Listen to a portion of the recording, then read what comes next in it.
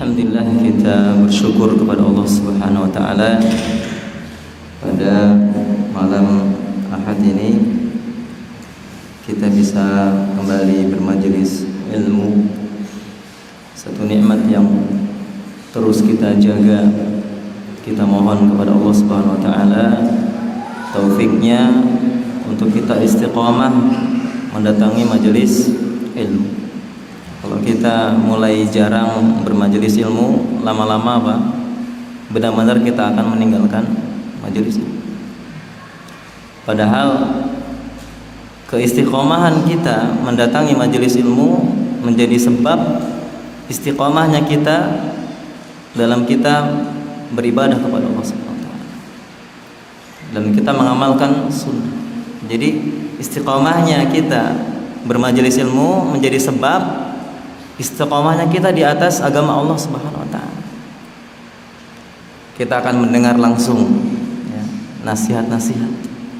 Disampaikan ayat-ayat Allah Subhanahu wa taala, disampaikan hadis-hadis Nabi sallallahu alaihi wasallam. Makanya kalau kita mendengar informasi kajian, jangan sampai kita lihat oh judulnya sudah pernah saya ikuti. Nah, itu nggak ada dalam cerita perjalanan para ulama menuntut ilmu. Judulnya sama, kemudian saya udah pernah, itu nggak ada. Ya, karena kita akan mendapati apa? Faidah-faidah baru. Ya, selain tadi kita butuh sekali apa? Duduk di majelis ilmu, ya, mendengarkan ayat Allah Subhanahu wa taala, mendengarkan hadis Nabi sallallahu alaihi wasallam. Jemaah rahimani wa rahmatullah, kita akan mulai kajian kitab Al-Kabair karya Al-Imam Az-Zahabi rahimahullahu taala. Jadi kita sedikit mengenali kitab Al-Kabair. Kabair itu jamak ya, bentuk jamak dari Al-Kabiratu. Al-Kabirah itu dosa besar ya, jadi jamaknya Al-Kabair. Artinya apa? Dosa-dosa besar. Dan sifat dosa-dosa besar ini membinasakan. Karena Nabi sendiri yang mengatakan ijtanibu as-sab'al mubiqat. Jauhilah kalian 7 dosa yang membinasakan. Ya, maka kalau kita terjemahkan dosa-dosa yang membinasakan itu sifat dari dosa besar itu. Tapi kalau terjemahannya Al-Kabair artinya apa? Dosa-dosa besar, gitu ya. Dan Al-Kabair itu juga diambil dari hadis Nabi sallallahu alaihi wasallam. Dan di antara sabda beliau terkait syafaat, beliau mengatakan syafaati li ahlil kabairi min ummati. Syafaatku diperuntukkan bagi orang-orang yang berbuat dosa besar di kalangan umatku. Dan Nabi sendiri mengatakan al-kabair. Jadi istilah al-kabair itu diambil dari hadis Nabi sallallahu alaihi wasallam. Ya. Banyak ya istilah-istilah syariat yang itu diambil dari Al-Qur'an, dari ucapan Nabi sendiri. Istilah sahabat, istilah hadis.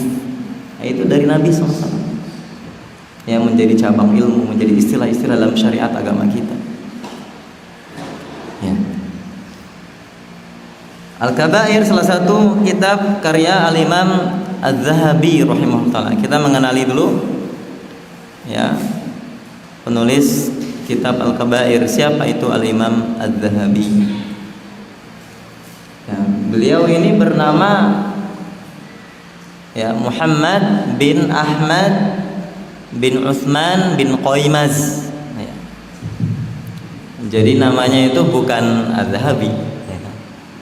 Namanya itu Muhammad. Siapa namanya? Muhammad. Putranya Ahmad ya. Nama kakeknya siapa? Utsman. Nama apa kakek? Buyut Qaimaz.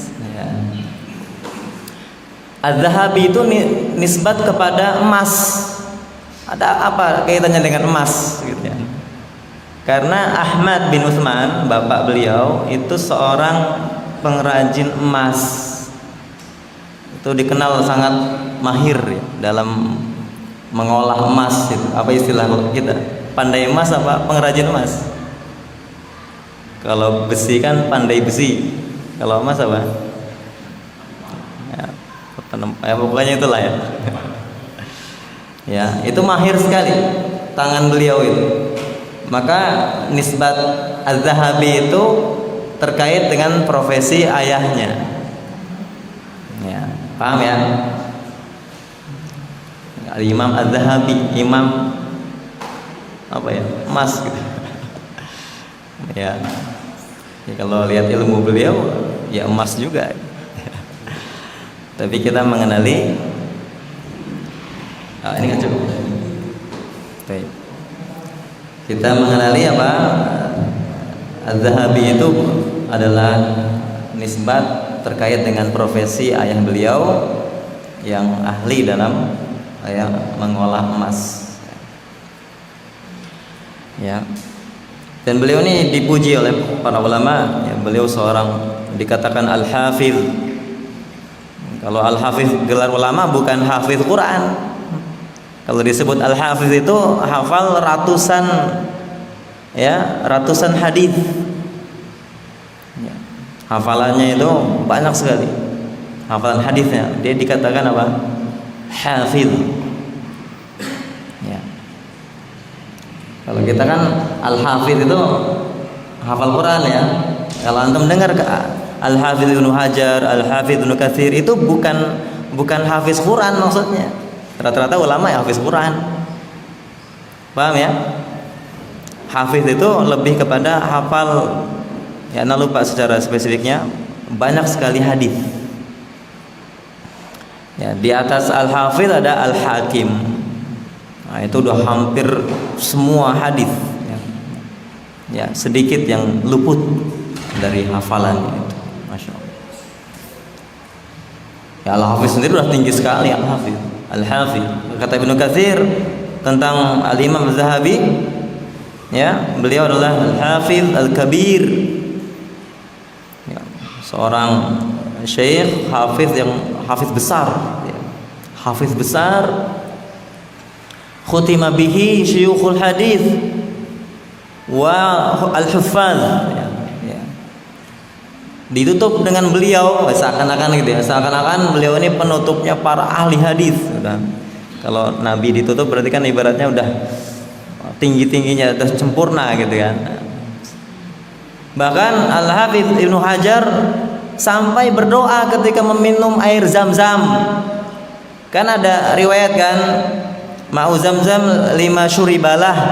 Air Zam-Zam itu ya sesuai dengan apa yang dimaksudkan, diniatkan ketika meminumnya. Jadi kalau kita minum air Zam-Zam itu kita doa.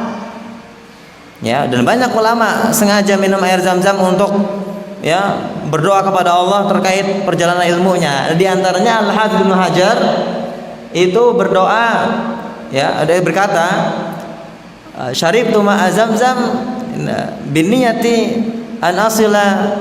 Ya, ini saya minum air Zam-Zam dengan niat untuk bisa sampai derajatnya Al-Hafidz Az-Zahabi dalam hafalan beliau. Jadi pengen hafalannya itu seperti Al-Imam Az-Zahabi. Ibnu Hajar iri juga ya sama Al-Imam Az-Zahabi. Hafalannya begitu kuat. Sehingga ketika minum air Zam-Zam itu, ya Allah, sampaikan hafalanku itu seperti hafalannya Imam Az-Zahabi, ya Allah. Begitu ya ulama. Ya, dan ulama saling merekomendasi, saling menyanjung, saling memuji para ulama lainnya. Begitu pula mengkritik kalau ada kesalahan-kesalahan, apalagi terkait akidah, terkait kebid'ahan. Jadi para ulama adil ya. Kalau bagus dibilang bagus, kalau jelek pun akan disampaikan. Untuk apa? Untuk menjaga agama ini. Ya, agar umat tahu bahwa ini hati-hati nih akidahnya masalah ini. Kalau Al-Imam Az-Zahabi ini dipuji oleh ulama, selamat akidah beliau. Beliau seorang Ahlussunnah wal Jamaah dengan pemahaman salafus saleh. Ya. Dan beliau seorang sejarawan, mu'arrikh, ya, sejarawan besar. Beliau punya kitab Tarikhul Islam Al-Kabir.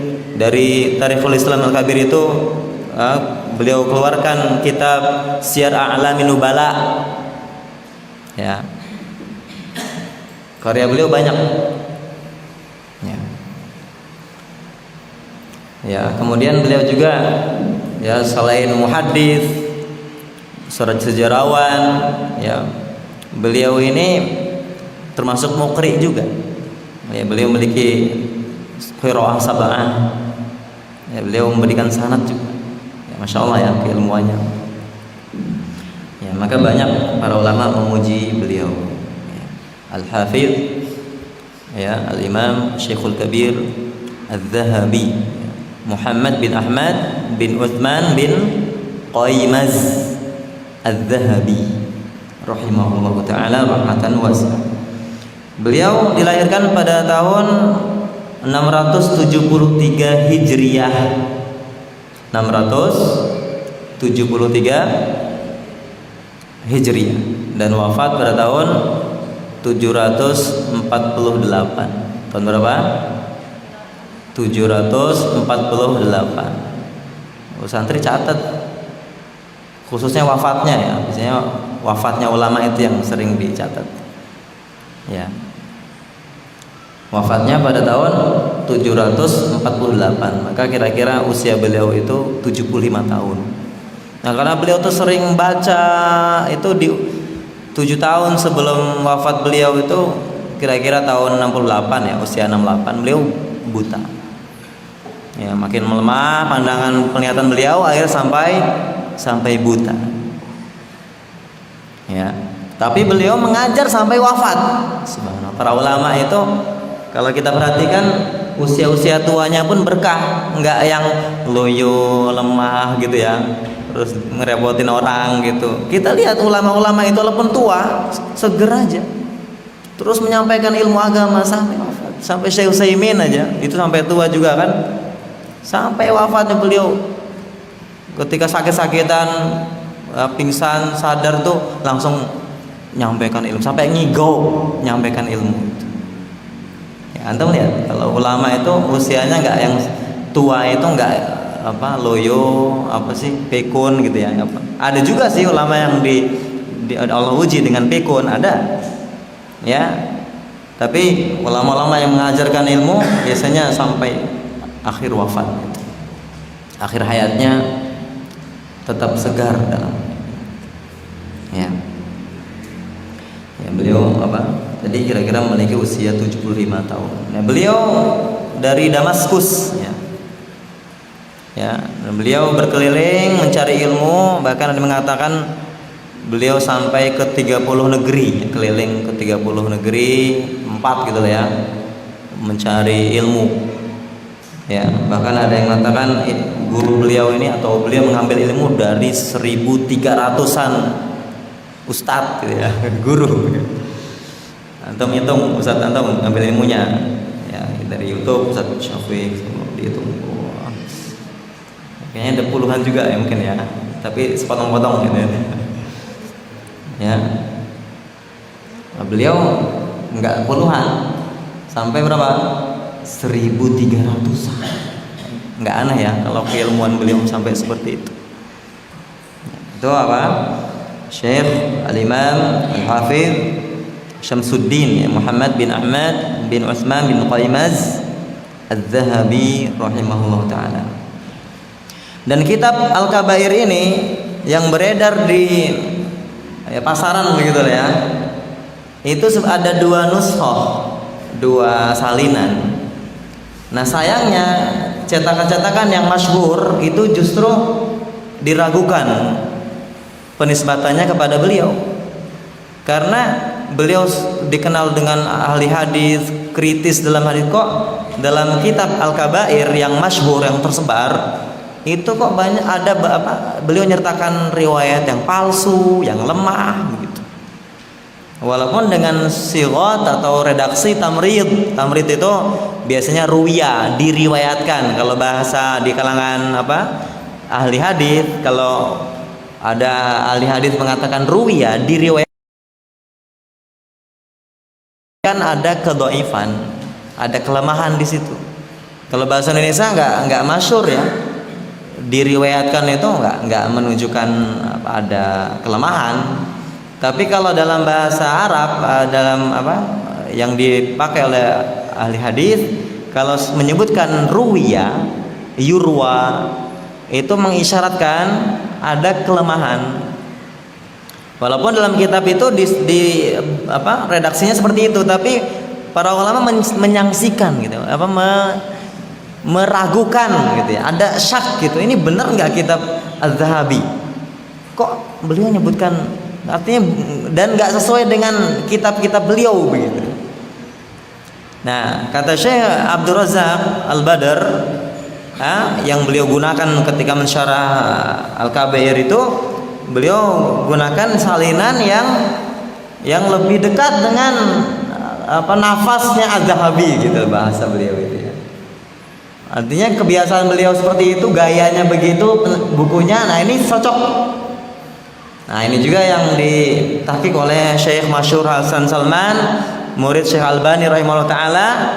Nah ini yang akan kita gunakan ya.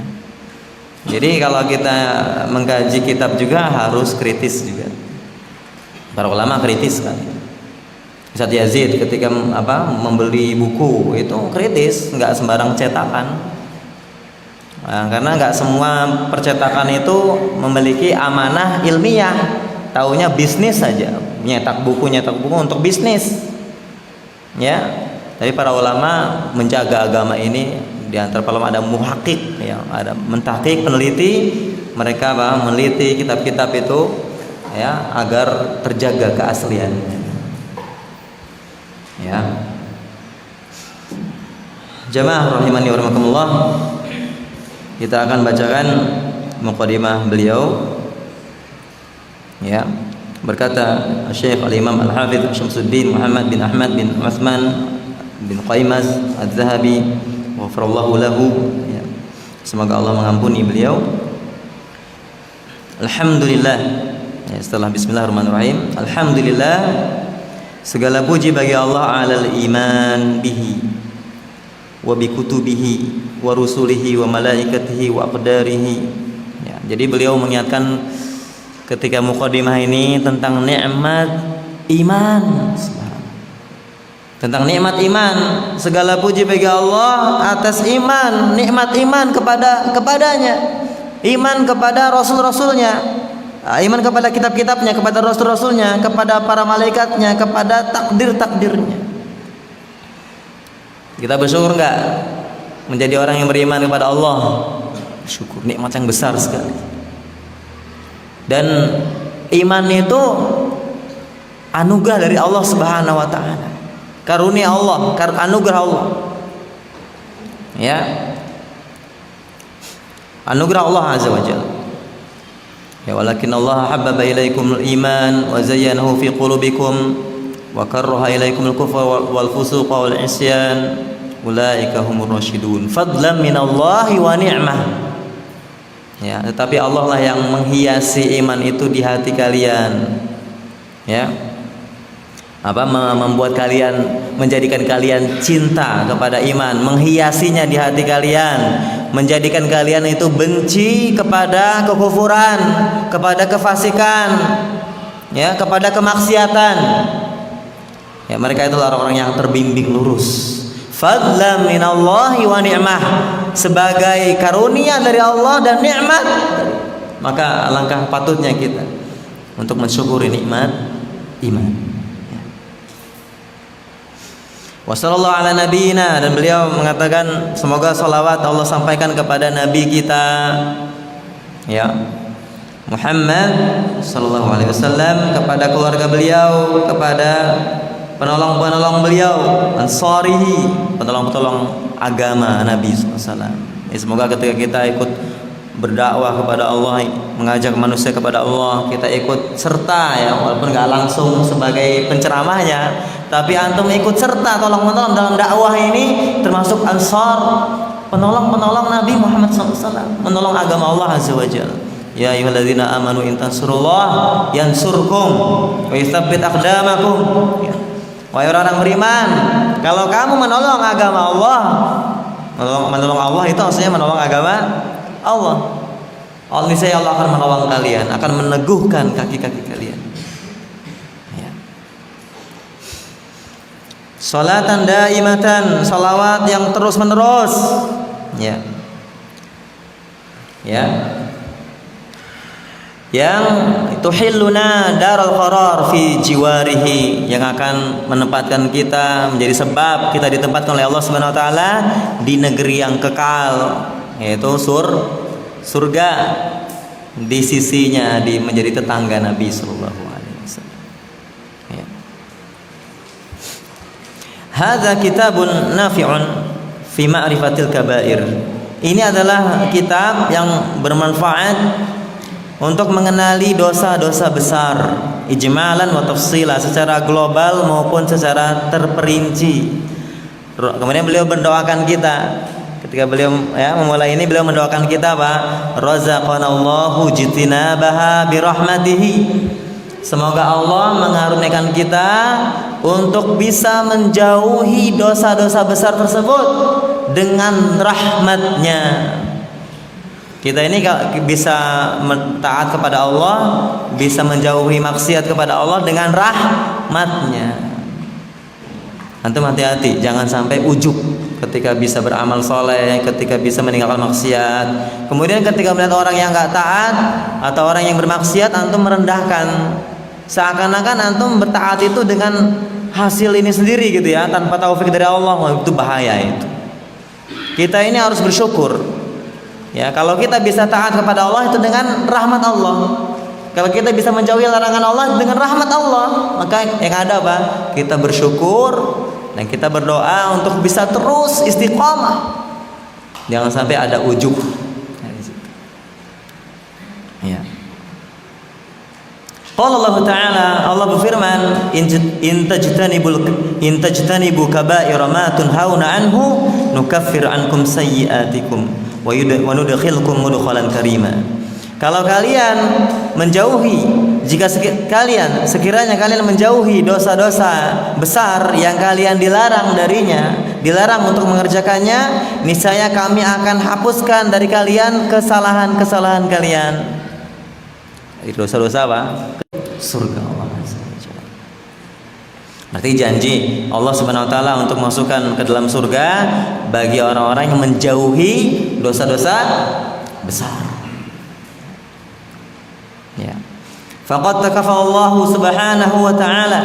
Allah telah menjamin, Allah Subhanahu wa taala telah menjamin, kata Al-Imam Az-Zahabi, bihadzan nas, dengan redaksi nas ayat ini, liman ijtanabal kaba'ir bi an yudkhilahul jannah. Bagi orang yang menjauhi dosa besar, Allah akan memasukkan dia ke dalam surga.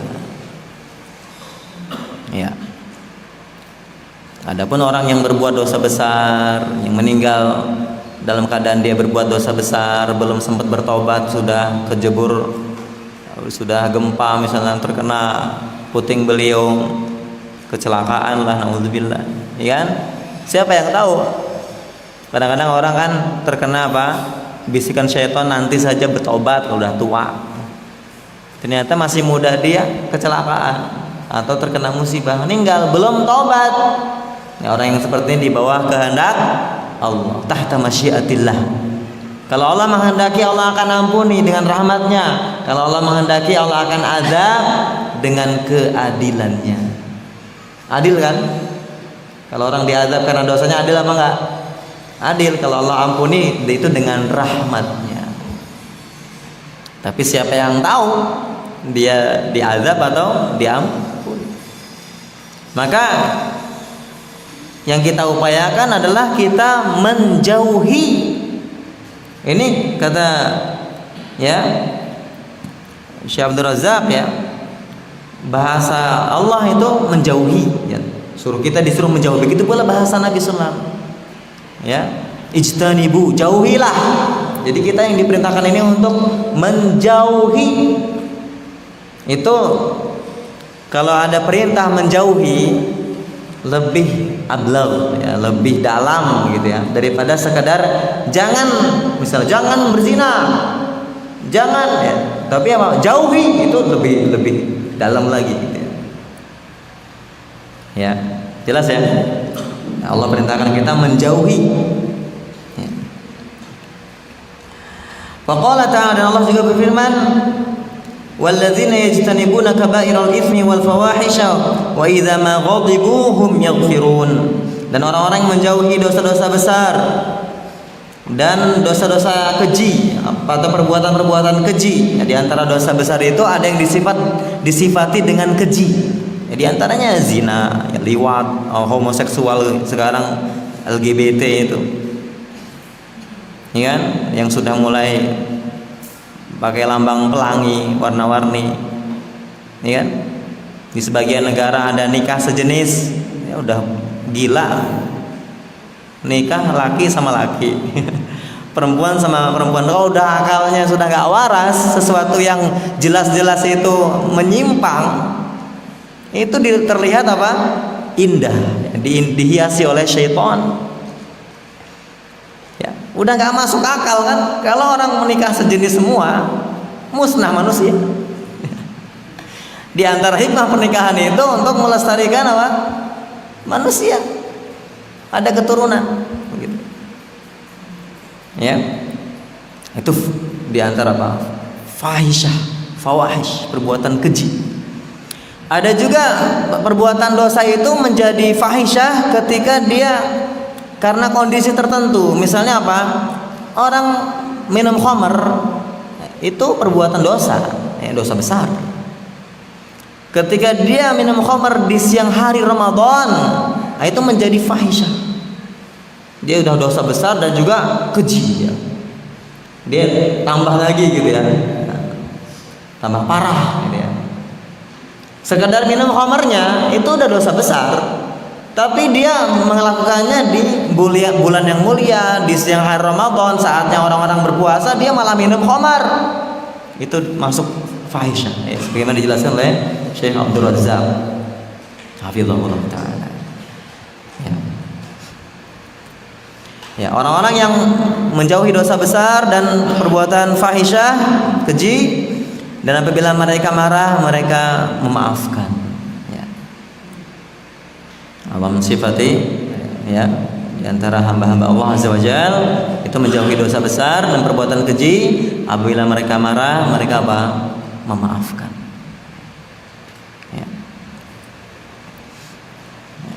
Kemudian Allah berfirman, ya, alladzina yajtanibuna kaba'iral itsmi wal fawahisha illa lamam, dalam surah An-Najm ayat 32. Dan orang-orang yang menjauhi dosa-dosa besar dan dosa-dosa perbuatan keji, illa lamam, ya, kecuali perbuatan lamam. Nah, ini para ulama tafsir berbeda pendapat, tafsiran lamam ini apa?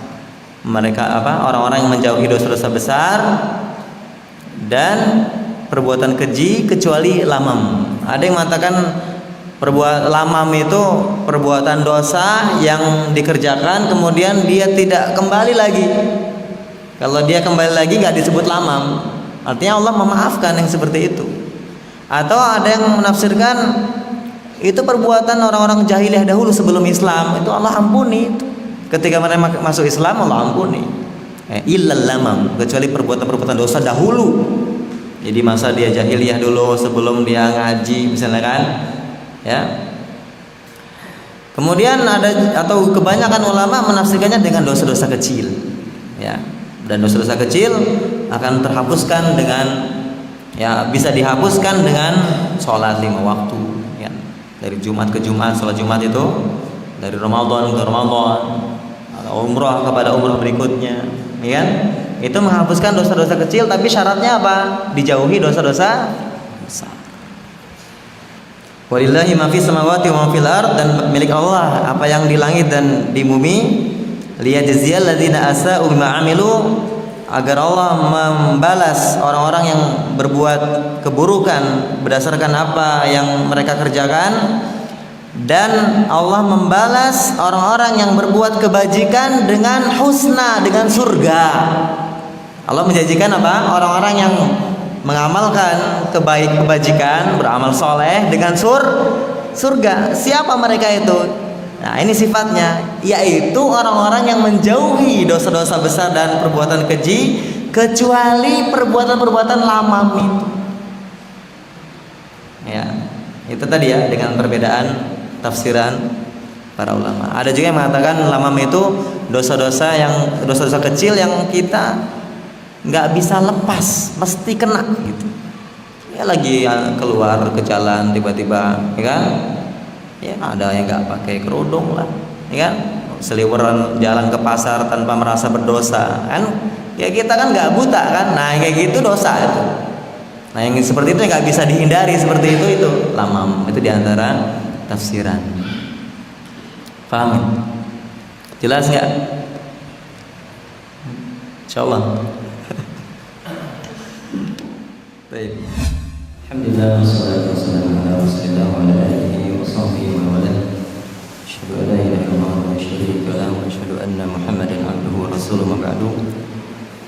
Kita lanjutkan di penghujung ayat tadi, surah An-Najm ayat ya ini ke 33. Inna rabbaka wasi'ul maghfirah. Sesungguhnya Rabbmu maha luas ampunannya. Ya, orang-orang yang menjauhi dosa besar dan perbuatan keji kecuali dia melakukan lamam tadi, maka Allah tutup ayatnya apa? Sesungguhnya Rabb itu, atau kelanjutan ayat tadi, inna rabbaka wasi'ul maghfirah. Sesungguhnya Rabbmu maha luas ampunannya. Ya, Allah mengampuni dosa-dosa. Ya, dan bagi orang-orang yang bertobat dari dosa-dosa besarnya, Allah mengampuni dosa. Allah innallaha yaghfirudz dzunuba jami'an. Sesungguhnya Allah mengampuni dosa-dosa semuanya bagi orang yang bertaubat.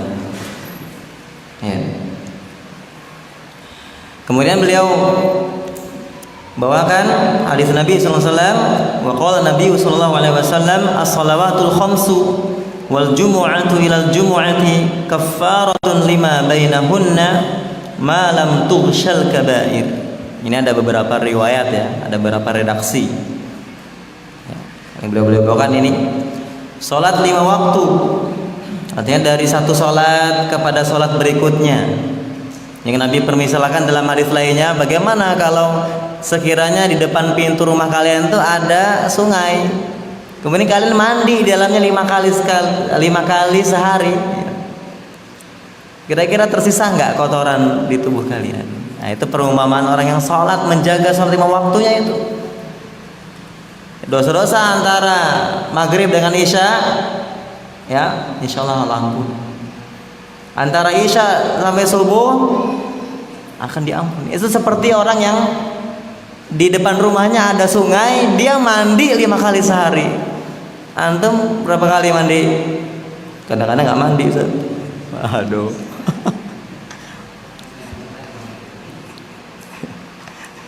Ya, kita minimal 2 kali lah ya. Minimal 2 kali. Kalau santri harus 2 kali minimal. Ketahuan itu udah diingatkan sudah. Ya.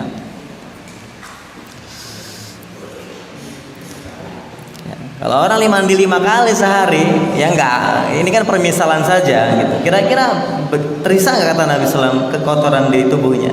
Bersih. Begitu kan. Itu permisalan orang yang sholat 5 waktu. Ya. Perhatikan. Kemudian Jumat kepada Jumat berikutnya, dari sholat Jumat kepada sholat Jumat berikutnya, ya. Menjadi penghapus antara itu selama tidak dikerjakan dosa-dosa besar. Ya, jadi ada syaratnya, ya, tidak dikerjakan atau tidak dilakukan atau dalam riwayat lainnya idza jutunibatil kabair, kalau dijauhi dosa-dosa besar.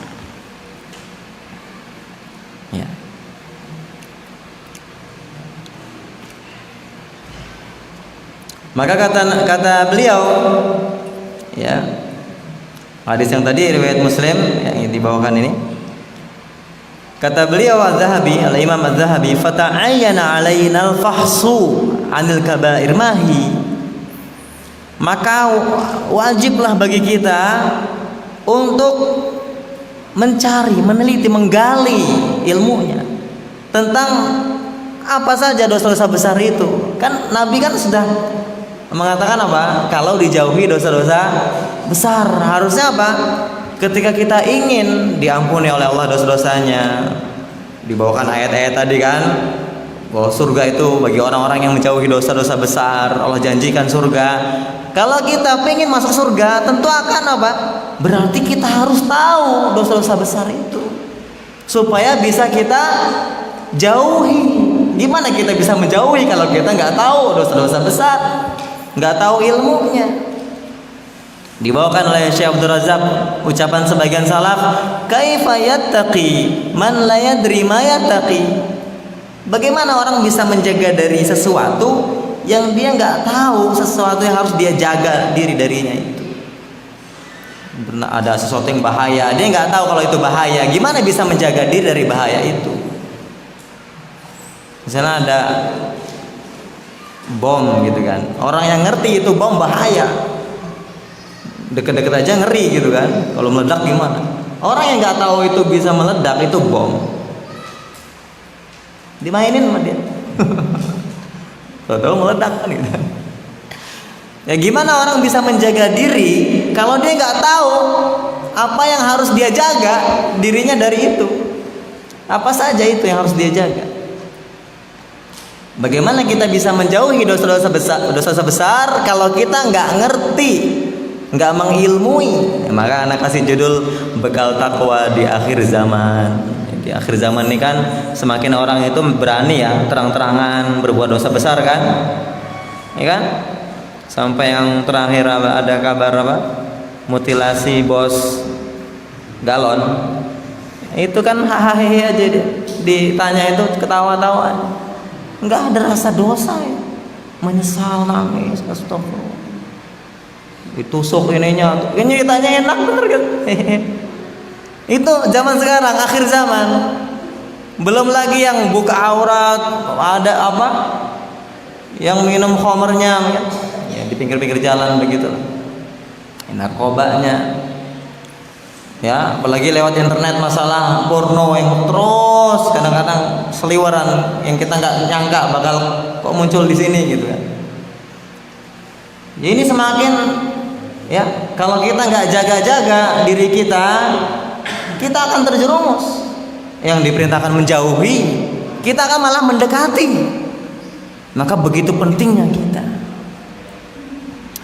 Bapak Ibu sekalian, kalau kita bisa menjauhi dosa besar, mungkin ketika kita mendengar pembahasan dosa-dosa besar, anak kan nggak berbuat dosa besar, kita itu ngeri, rentan. Nabi Yusuf itu nabi itu kan. Laula an ra'a burhana rabbi, kalau nggak melihat burhan dari Allah Azza wa Jalla, itu kan Allah katakan apa? Wa hamma biha. Ada juga. Ya normal. Nabi Yusuf itu normal. Ya. Ketika apa? Digoda, ya kan? Oleh majikannya itu, ya, hai talak, itu udah siap. Kalau nggak dijaga oleh Allah, coba antum jangan merasa lebih hebat dari Nabi Yusuf. Begitu. Artinya apa? Kita ini butuh menjaga-jaga diri kita. Jangan-jangan kita bisa menjaga ini dengan sebab kita ngaji begini. Dengan sebab kita ta'lim begini, kita akan terjaga. Tapi jangan merasa aman. Anak kan enggak, ngapain lah pengajian, insya Allah anak enggak gitu kan. Tapi sedangkan sebab-sebabnya di masyarakat semakin enggak tahu malu kan gitu kan. Akhirnya apa? Bisa jatuh gitu. Kita ini berpegang-pegang ini di masa yang penuh fitnah, baik fitnah syahwatnya maupun apa? Fitnah syubhatnya. Antum tuh digoncang akidahnya. Ini kan dikritik, wah, dikatakan merubah-rubah kitab lah, dikatakan pemahaman tauhid bagi tiga seperti trinitas lah, wah, Antum kalau nggak kuat-kuat akan goyah. Itu namanya syubhat. Ya, karena kadang-kadang berseliweran, kedengeran juga, klik juga gitu. Apa iya ya? Wah, kan mulai itu. Ana waktu itu ditanya tentang wali. Ana tuh ketika ditanya yang dia, ini udah kena syubhat kan. Kalau ada pertanyaan yang dulunya kokoh terus ditanyain lagi, Ustaz, gimana sih Ustaz? Nah, itu udah goyah itu. Itu udah kena syubhat. Alhamdulillah rentannya sekarang. Di zaman sekarang ini karena seliweran video Facebooknya. Di YouTube-nya. Bayaran. Ya kan? Subhanallah. Dan terang-terangan itu kan, yang sholatnya campur-campur, mau khotib perempuan itu pede bener, mazhabnya Bung Karno lah, nggak masuk bener gitu kan, udah keluar dari apa artinya kita belajar mazhab Syafi'i, mazhab Hambali, ini mazhab Bung Karno, nggak dikenal dalam kitab-kitab fikih, nggak dikenal oleh para ulama dulu mazhab Bung Karno. Syubhatnya ditaris, artinya pede sekali kan menyebarkan syubhat itu. Kalau orang nggak kuat-kuat akan kena. Ya, kita ini harus sadar ya, kita ini ibaratnya di lautan penuh ombaknya lagi besar, itu bisa kejebur gitu. Hati-hati. Ya. Maka kata beliau, wajib nih kita pelajari tentang dosa-dosa besar itu apa saja itu. Likai, ya, apa kata beliau? Likai yatajannabahal muslim, supaya dijauhi oleh muslim. Tujuan kita belajar itu supaya bisa menjauhi dosa-dosa besar itu. Seperti kata penyair kan, araftu syarra la li syarri walakin litawaqi. Ya. Aku mengenali keburukan bukan untuk mengerjakan keburukan, tetapi untuk menjaga diri darinya. Barang siapa yang dia tidak mengenali keburukan dari kebaikan, artinya dari antara yang baik itu yang buruk mana, dia nggak tahu, nah dia akan terjatuh ke dalamnya. Nah ini syair ini diambil dari ucapan Hudzaifah ibnu Yaman ketika bertanya kepada Nabi SAW, dia mengatakan begini. Karena nasu yas'aluna Rasulullah SAW anil khairi. Dulu orang-orang para sahabat itu yang lain bertanya kepada Rasulullah SAW tentang kebaikan, tentang surga, tentang ini, tentang kebaikan-kebaikan. Tetapi aku bertanya kepada Nabi SAW tentang keburukan, makhafata an yudrikani, karena aku khawatir terjatuh dalam keburukan itu. Jadi kita ini butuh mengilmui keburukan, ya, dalam batas yang boleh ya. Bukan pengen tahu Ustaz tentang ilmu sihir, belajar ilmu sihir, bukan begitu maksudnya. Bukan nyemplung gitu loh. Tapi tahu itu buruk, jauhi, nggak pelajari. Tahu ini haram, bukan mengetahuinya dengan nyemplung, bukan begitu. Nah, itu keliru, dia udah berbuat buruk berarti. Paham ya? Ya. Jadi kita apa? Mempelajari ini apa supaya orang Islam apa? Menjauhi. Kita sebagai muslim menjauhi. Ya, dan kata beliau, fawajadnal ulama, kita dapati para ulama qad ikhtalafu fiha, berbeda pendapat tentang ya berapa jumlahnya. Ada berapa sih dosa-dosa besar itu? Ada yang mengatakan dia 7. Nah, kalau orang apa ada ulama mengatakan 7 itu berdasarkan hadis Nabi sallallahu alaihi wasallam, ijtanibus sab'al mubiqat. Ya, jauhilah oleh kalian 7 dosa yang membinasakan. Ya, wahtaju, mereka berhujjah berdalil dengan sabda beliau sallallahu alaihi wasallam yang tadi, ijtanibus sab'al mubiqat. Ya, maka beliau menyebutkan syirik, sihir, membunuh jiwa, nanti membunuh ya. Memakan harta anak yatim, makan riba. Nah, sekarang nih lagi ya di kalangan kaum muslimin biasa aja makan riba itu kan ya, pede aja makan riba, kerja riba ya. Perlu kan kita belajar begini supaya kita makin, artinya di sekeliling kita aja biasa aja dengan dosa besar yang jelas-jelas dosa besar. Karena kalau riba itu beda sama minum khamar, beda sama berzina, beda sama membunuh ya. Dia berdasi, tempat kerjanya AC, ya, pakai mobil lah, keren gitu kan, gajinya gede gitu, nggak kelihatan gitu loh. Karena kalau orang minum khamar ya jelas sempoyongan masuk siring gitu kan. Ya kan, orang berzina ya secara umum malu di masyarakat gitu kan. Ya kan, tapi kalau orang riba ya dia pakai uang itu buat makan lah, buat bangun rumah, buat kendaraan, nggak kelihatan ya. Kemudian menuduh tawali yaum zahfi, ini berpaling, artinya lari dari medan perang, kabur dari medan perang, bukan untuk siasat, bukan untuk gabung dengan pasukan, dia lari, meninggalkan perang, lari, kabur gitu. Ini dosa besar. Kenapa? Ya, karena bisa bikin kocar-kacir pasukan. Kalau lagi perang, ada yang kabur, yang lain ikut kabur juga kan. Wah, kocar-kacir. Itu jadi sebab kekalahan. Makanya itu dosa besar. Ya. Ya. Kemudian menuduh wanita yang baik-baik dengan zina. Hati-hati ya.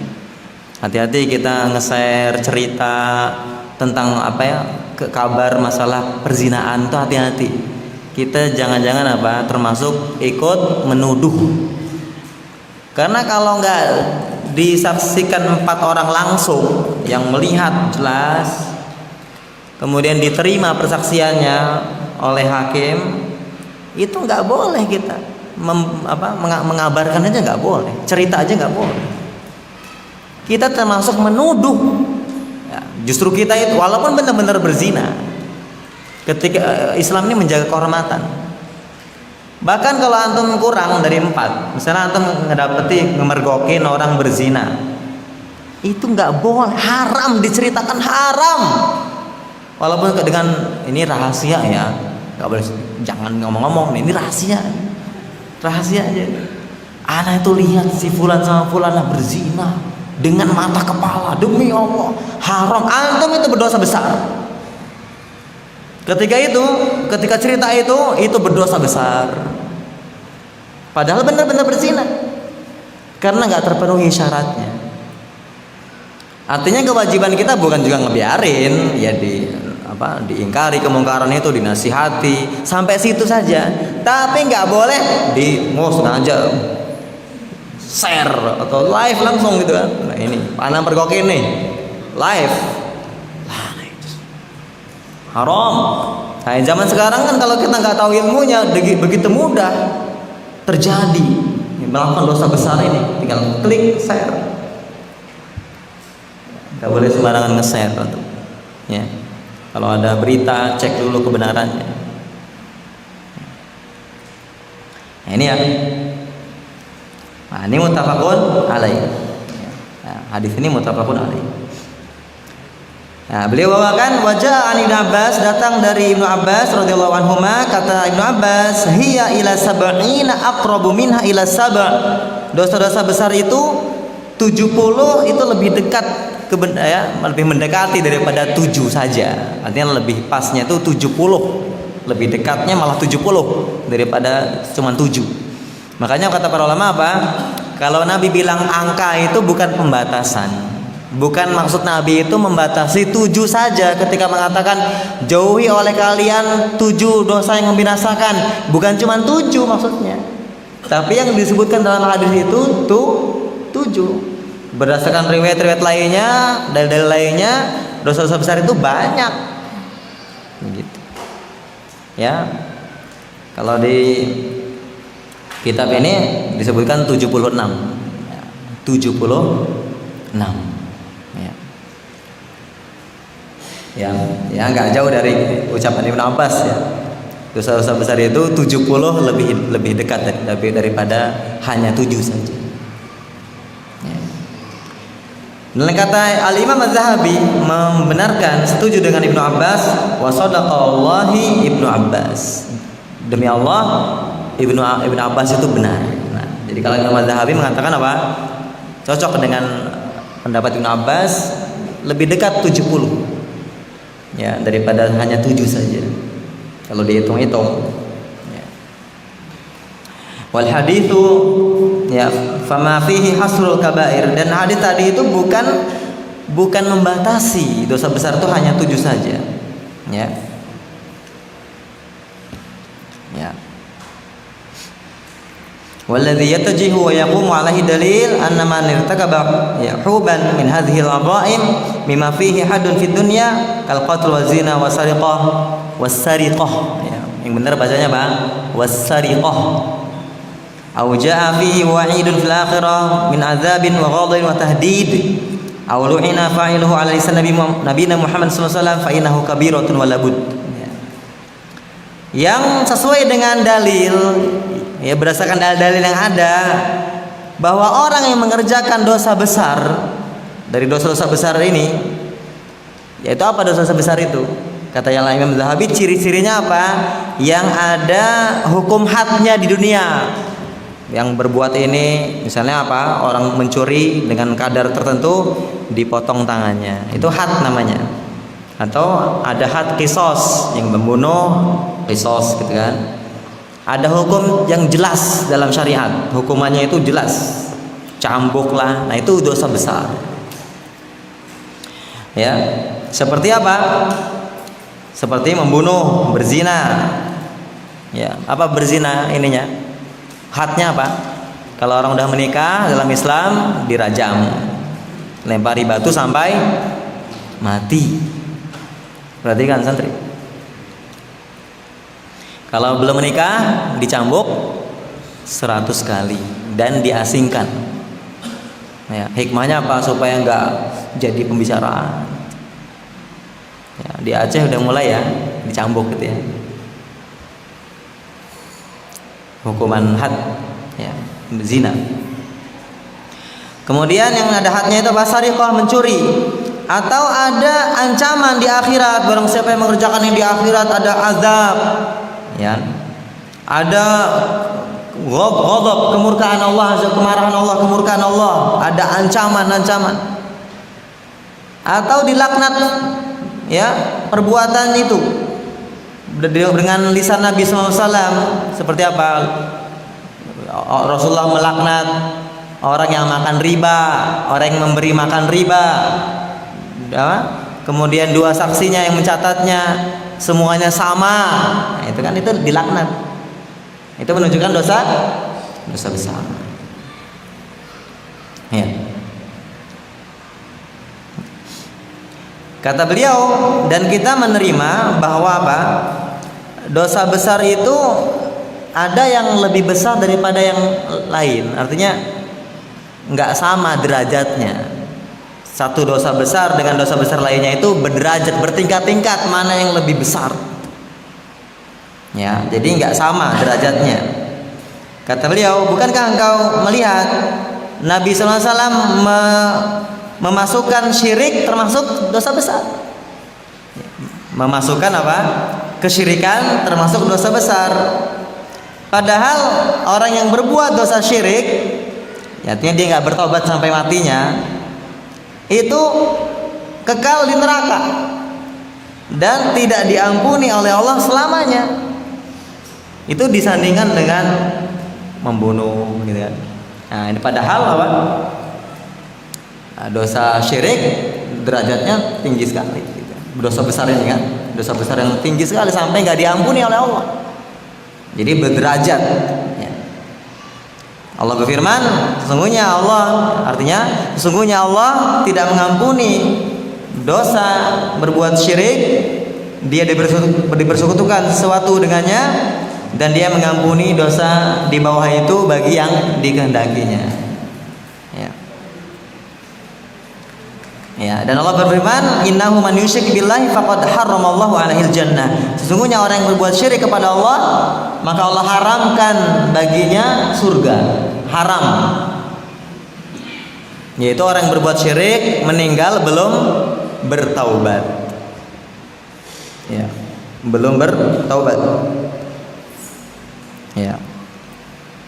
Jadi kata beliau, maka harus dikompromikan, ya, antara nas-nas dalil-dalil Al-Quran, hadis. harus dikompromikan bahwa dosa besar itu nggak cuma 7 ya, tetapi apa, dosa besar itu berderajat ya. Kemudian Nabi bersabda, tidakkah mau kalian aku kabarkan dengan sebesar-besar dosa besar ya. Dalam hadis ini ya, kata beliau itu diulangi 3 kali. Kalau beliau mengulangi 3 kali itu menunjukkan pentingnya. Tidakkah mau aku kabar kepada kalian sebesar-besar dosa besar? Tidakkah mau aku kabar kepada kalian sebesar-besar dosa besar? Ya, apa kata para sahabat? Ya, bala ya Rasulullah, tentu saja ya Rasulullah. Coba antum bayangin majelis bersama Nabi sallallahu alaihi wasallam, disampaikan hadis, mau nggak? Tentu ya Rasulullah. Ya. Kemudian kata beliau, al-isyraku billah, itu mempersekutukan Allah. Kemudian wa unququl walid, durhaka. Coba, durhaka ini tidak disebutkan setelah syirik. Kita ini nggak main-main, yang masih punya orang tua ya, ini antara bakti dengan durhaka. Dan kita ingat durhaka itu sebesar-besar dosa syirik yang Nabi sebutkan setelah syirik kepada Allah. Dosa sebesar dosa besar setelah apa? Kesyirikan. Ya. Kemudian beliau itu bersandar, muttaqian, sedang duduk lagi bersandar begitu. Ya. Kemudian beliau tiba-tiba duduk, bangun, menunjukkan seriusnya beliau. Ya, ala wa qaula zur, hati-hati kalian dengan ucapan dusta. Ya, beliau terus, hati-hati kalian dengan ucapan dusta. Hati-hati kalian dengan ucapan dusta.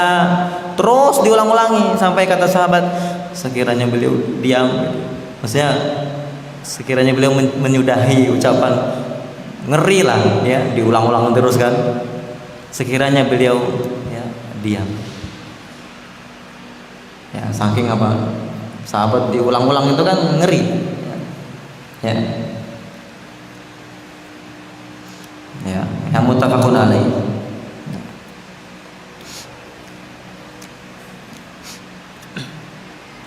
Maka Nabi SAW menjelaskan bahwa ucapan dusta itu termasuk sebesar-besar dosa besar. Ya. Padahal kata Al-Imam Az-Zahabi, berucapan dusta tadi itu nggak disebutkan dalam jauhi oleh kalian 7 dosa yang membinasakan tadi, ya kan? Begitu pula durhaka kepada orang tua. Karena tadi Nabi ketika mengatakan apa? Jauhi oleh kalian 7 dosa yang membinasakan, beliau nyebutin apa? 1, syirik. Yang kedua, sihir. Yang ketiga, membunuh. Yang keempat, makan harta anak yatim. Yang kelima, makan riba. Yang keenam, lari dari medan perang. Yang ketujuh, menuduh wanita yang baik-baik berzina. Di situ nggak ada apa? Ucapan dusta, nggak ada durhaka kepada orang tua. Tapi ketika Nabi mengatakan, maukah kalian tidakkah kalian mau aku kabarkan dengan sebesar-besar dosa besar? Nabi menyebutkan syirik, durhaka, ucapan dusta. Berarti apa? Dosa besar itu nggak cuma 7. Berarti hadis jauhlah oleh kalian 7 dosa yang membinasakan itu bukan pembatasan hanya 7 saja dosa besar. Karena Nabi menyebutkan dalam hadis lain tentang dosa besar yang tidak disebutkan dalam 7 tadi, yaitu apa? Ucapan dusta dan durhaka kepada orang tua. Jelas ya? Ya. Jadi 70 tadi itu lebih dekat daripada hanya 7 saja. Dan pembahasan yang pertama kita ini ya, kita akan ringkas ya, karena kita juga bahas dalam kajian tauhid ya. Dosa besar yang pertama, fal kabiratul ula. Dalam kitab ini kata beliau, dosa besar yang pertama asyirku billahi ta'ala, menyekutukan Allah ta'ala, yaitu menjadikan bagi Allah tandingan, sedangkan Dia yang menciptakan kamu, sedangkan Allah yang menciptakanmu. Dan ya, beribadah bersama Allah, dia menyembah Allah dan menyembah selain Allah. Ya, seperti apa? Menyembah batu, menyembah manusia seperti orang menyembah Nabi Isa. Ya, menyembah matahari, orang-orang ya penyembah matahari. Di kisah Ratu Saba yang dilihat oleh burung hudhud sedang menyembah matahari dulu sebelum Islamnya. Ya, menyembah bulan, menyembah nabi, orang-orang yang berlebihan kepada nabi, termasuk Nabi Muhammad SAW, sampai mintanya kepada nabi, atau menyembah syekh, ya, menyembah wali begitu kan, mengagungkan para wali sampai minta kepada wali itu, atau meyakini wali itu ikut mengatur alam ini, terjadinya musibah, corona segala macam itu dengan izin. Antum dengar nggak begitu? Sampai ada yang mengatakan begitu, terjadinya musibah ini karena dengan apa ya istilahnya, ACC. Kita kan udah di ACC wali. Ya Allah, Allah nunggu ACC dulu. Kemudian alam yang dijaga oleh sekian wali ya, menjaga alam ini. Subhan, dari mana itu? Punya keyakinan dari mana begitu? Ya, mana dalilnya, mana ayatnya, mana hadisnya? Nggak disebutin ayatnya, nggak disebutin hadisnya, tapi jadi akidah. Alam ini dijaga oleh sekian wali. Ada wali kutub. Dari mana hadisnya ada wali kutub, wali ini, wali itu? Coba, ngeri nggak? Ya, mungkin ada yang mantan-mantan juga ya. Ya. Atau menyembah apa? Jin. Ya, dengan mengikuti permintaan jin itu yang lewat dukun tadi. Menyembah bintang, itu zaman jahiliyah ada yang menyembah bintang, malaikat dan lain-lain. Allah berfirman, sesungguhnya Allah tidak mengampuni. Ya, artinya Allah tidak mengampuni ya orang berbuat syirik. Allah dipersekutukan dengan sesuatu dan Dia mengampuni dosa di bawah itu bagi orang yang dikehendakinya. Ini tadi ya. Sesungguhnya apa? Orang yang mempersekutukan Allah, maka Allah haramkan baginya surga dan tempat kembalinya adalah neraka. Allah berfirman, "Inna syirka la dzulmun adzim." Dari ucapan Luqman kepada anaknya, sesungguhnya kesyirikan itu adalah kezaliman yang besar. Ya. Dan ayatnya banyak. Ya. Maka barang siapa yang berbuat syirik kepada Allah, kemudian dia meninggal dunia dalam keadaan dia musyrik, masih mempersekutukan Allah, dia belum bertobat. Maka apa kata Imam Az-Zahabi? Fahuwa min ashabin nari qat'an, maka dia pasti menjadi apa? Penghuni neraka, menjadi ahli neraka. Nauzubillah. Sebagaimana orang yang beriman kepada Allah meninggal dunia dalam keadaan beriman, artinya beriman ini nggak berbuat syirik. Dalam keadaan beriman itu nggak berbuat syirik. Ya, maka dia termasuk apa? Penghuni surga, termasuk ahli surga walaupun sempat diazab. Ini bagi orang yang berbuat dosa besar selain syirik, meninggal belum bertobat, dia sempat diazab, maka dia akan masuk surga. Nah, juga disebutkan dalil Nabi tadi, tidakkah kalian mau aku kabarkan tentang sebesar-besar dosa besar, yaitu syirik kepada Allah.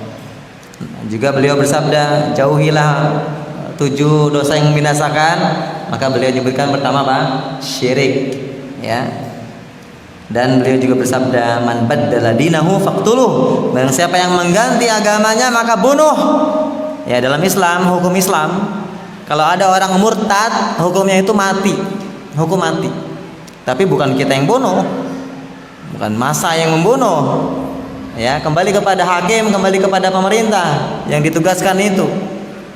Enggak main-main ya.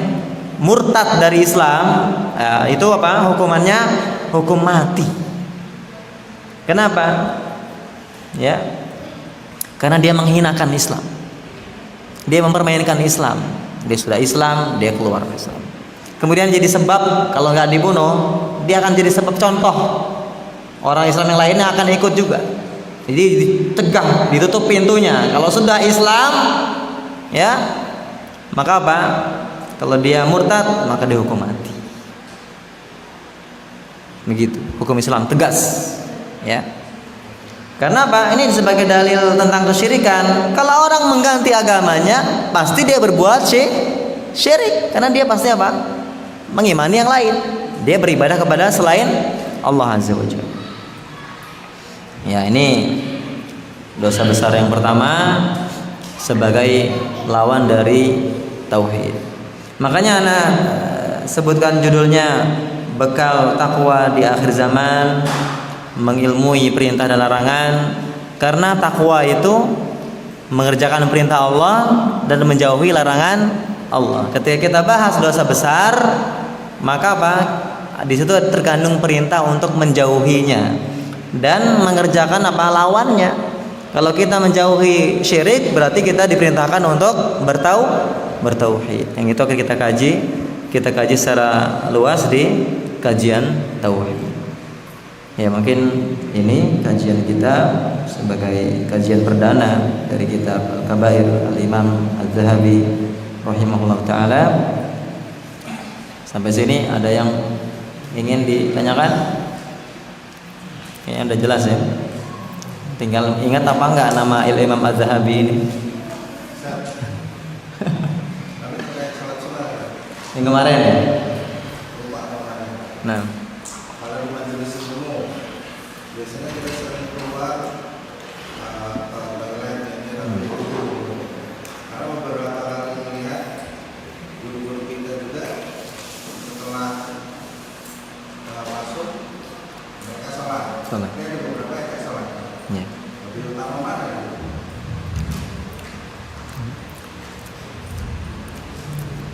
Apa? Pertama kan kita mengilmui ya, bahwa ada khilaf di antara ulama tentang hukum sholat sunnah tahiyatul masjid. Ada ulama yang mengatakan wajib tahiyatul masjid, setiap datang ke masjid sebelum duduk dia sholat. Pertama, kalau ada ustaz-ustaz ya, ketika ke majelis ilmu batal dia wudhu, kemudian dia masuk masjid kok sholat tahiyatul masjid. Jangan-jangan apa? Dia berpendapat hukum tahiyatul masjid itu wajib. Itu satu, ada kemungkinan begitu. Atau dia ingin mengerjakan sholat sunnah, tahiyatul masjid atau sholat wudhu. Mungkin dia termasuk orang yang mengikuti Bilal bin Rabah, yang menjaga setiap batal dia wudhu. Dengan sebab itu Nabi mendengar suara sendal Bilal sudah di surga. Mungkin ya, kalau kita artinya masing-masing punya keutamaan. Kalau seorang ke majelis masih berjalan ya, kalau kita lihat ucapan Al-Imam Syafi'i, lebih afdal majelis ilmu ya, menuntut ilmu itu lebih afdal daripada sholat sunnah. Kalau dia berpendapat nggak wajib, maka Allah alam dia biar nggak luput dari faedah, dia langsung duduk ketika itu. Kecuali yang awal banget ya, baru datang karena terlambat ya, sholat sunnah tahiyatul masjid dengan ringkas gitu ya. Ya. Ada di antara ulama lagi habis azan gitu ya, habis azan nih. Dia mau sholat sunnah tapi lagi bahas ilmu, lagi diskusi tentang ilmu. Ketika dia mau bangkit sama temen ulamanya yang lain itu, lebih utama ini kita lagi bahas ilmu karena belum selesai gitu. Mungkin dia pandang jangan diputus dulu, ini masih kadang-kadang gini, ketika dijeda itu lupa ya kan ya, sampai kita misalnya ada kepikiran tentang masalah apa gitu kan. Kalau kita nggak catat, nanti saya mau tanyain lah ke Ustadz, tapi nggak dicatat, sampai sini lupa. Kemarin tuh mau nanya apa ya? Ada itu Ustadz. Ya, bingung juga mau nanya apa antum. Ya, jadi banyak faktornya. Ya. Tapi kalau kembali juga kepada masing-masing individu, ketika dia melihatnya, masa sih nuntut ilmu lebih daripada sholat sunnah gitu kan? Ada juga kan begitu kan? Ya kembali kepada ilmu masing-masing. Ya. Ulama yang melihat keutamaan ilmu, dia melihat lebih afdal daripada sholat sunnah, maka dia takut kehilangan faedah, dia langsung duduk. Ada yang melihat sholat sunnah ini penuh keutamaan, maka ketika itu dia sholat sunnah. Masing-masing ya memiliki atau memilih apa yang dia pilih. Wallahu a'lam bishawab. Jelas. Kayaknya masih ada PR. Masih belum ini titik gitu kan. Kalau sesekali itu kalau gimana? Sesekali gimana? Kadang pengen wacana kawan-kawan. Enggak masalah. Kan di situ kan paling resikonya kita akan keluput gitu kan. Masalahnya kita ini ngaji kita itu belum sampai seperti ulama dulu. Kalau ulama dulu kan yang sampai rebutan di awal waktu sampai booking tempatnya gitu kan. Itu sampai datangnya pagi-pagi. Kemudian masa dia udah nunggu lama begitu dan nyatetnya rinci, itu beda kan. Levelnya beda kan. Maka yang ya lihat masing-masing kita. Kalau kita mungkin langsung dengerin langsung ngantuk, ya mungkin sunah dulu lah biar seger gitu. Masing-masing punya pilihannya tapi gitu. Wallahu a'lam. Jelas kan? Labas, enggak apa-apa. Ada? Ini santri-santri ini heran nih, enggak banyak pertanyaan. Kalau kita di pondok dulu itu ketika dibuka sesi tanya jawab tuh banyak yang nanya. Lewat kertas nanya. Kalau santri ini anak heran.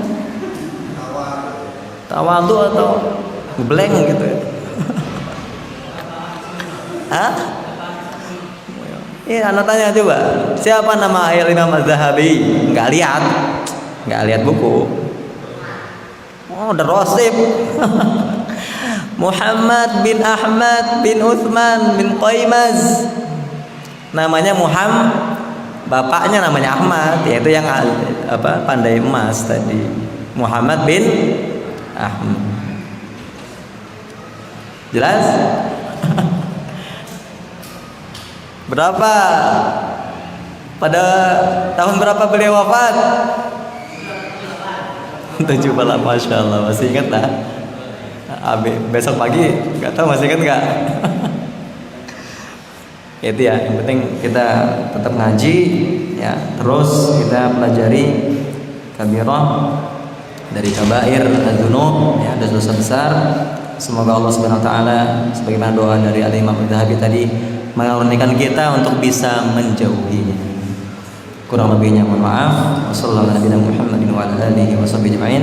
Subhanakallahumma wa bihamdika asyhadu an la ilaha illa anta astaghfiruka wa atubu ilaik. Assalamualaikum warahmatullahi wabarakatuh.